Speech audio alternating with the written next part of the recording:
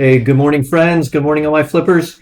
Hey, got some exciting news this week that I want to make sure everyone's updated on because President Trump, in his 90-minute speech, he took 2 minutes and made a very interesting comment about the U.S. housing market, what he's going to do to help the housing market. And as we know, sometimes government intervention has unintended consequences. So I want to talk about that is. I want to listen to his speech right now so you guys can hear that little blip and then talk about what it is. So here is his speech.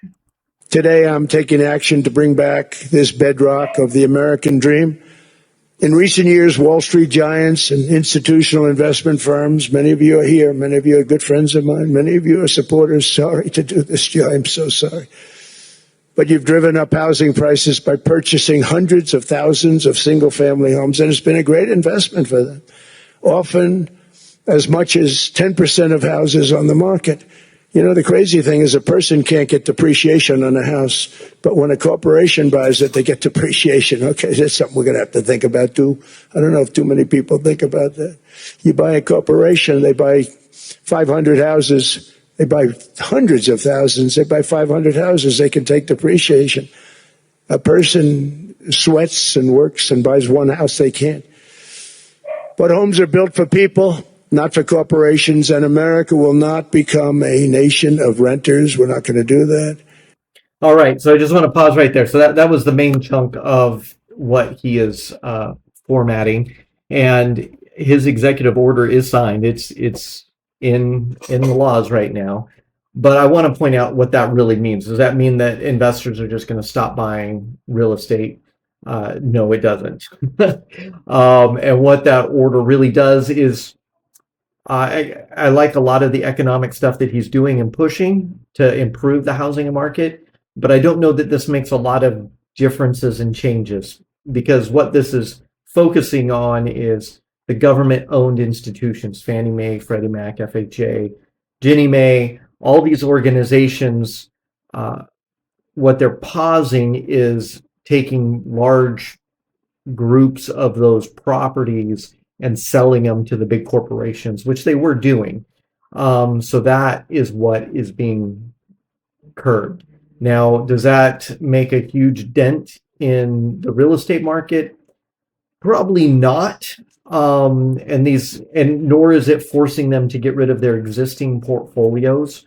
What it will do over time is help with the demand side of real estate, which demand is way over what the supply is. So that will help relieve a little bit of that.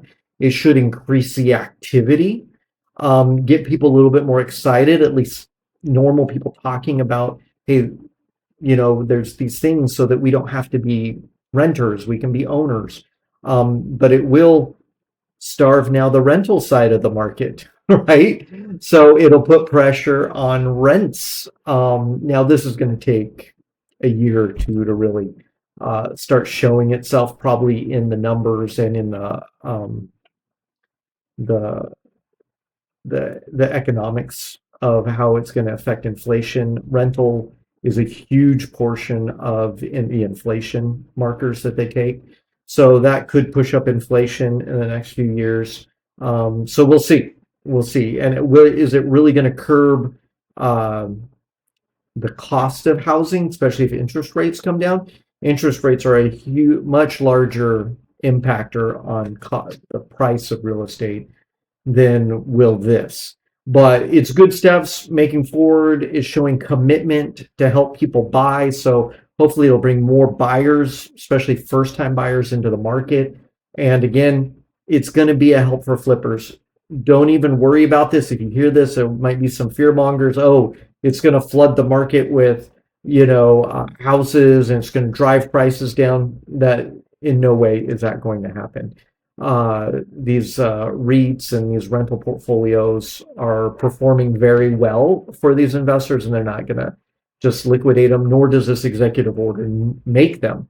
And they can still buy stuff from banks and other private parties on Wall Street. This is only in effect to Fannie Mae, Freddie, Jenny, these guys, which when FHA, for example, when HUD gets a foreclosure and they put it on the market, there's already a 30-day window for homeowners that have first dibs on buying that property before any investor can come in and put offers on that property.